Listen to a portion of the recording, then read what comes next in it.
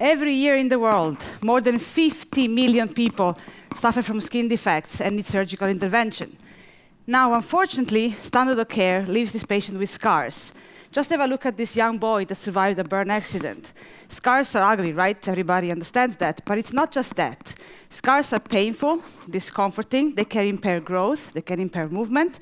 They need corrective surgeries, intensive care, psychosocial rehabilitation. Now, what is a standard of care? Standard of care means that the surgeon will harvest a thin layer of healthy skin from the patient, and this so-called skin graft can be enlarged up to 9 times its size and then placed on the wound. Now, unfortunately, this skin graft is very thin, so the body will create scar tissue and induce a contraction of the wound. We at Cutis grow human skin in the laboratory. And our skin grafts can reach up to 70 times the size of the small biopsy we need to start off the process. And our skin grafts are thick, so the body will have little, if at all, means of producing scar tissue and inducing contraction.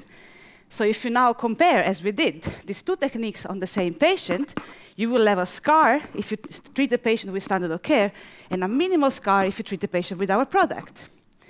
So what do we offer?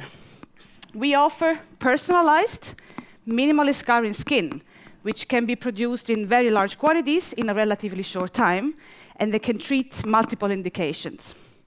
Importantly, the technology is scalable and can be further developed in terms of complexity.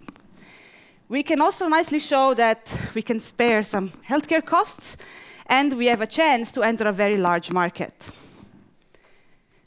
Who is the team? We talked about the team before. We have a very dedicated and committed team. We trust each other, and we have fun working together, which is, for me, very important.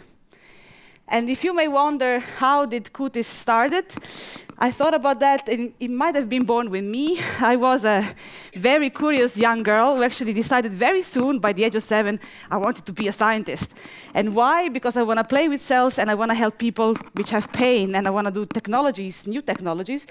And once I realized that actually what we developed in the lab really worked on patients, then I had a vision, and I thought, wait a second, now this has to go to anybody that needs it. Now everybody in the world should access this. What do we do? So I took the challenge, and I started the business, and today I'm a young entrepreneur with one mission, the mission of making Cutis a success. Thank you very much.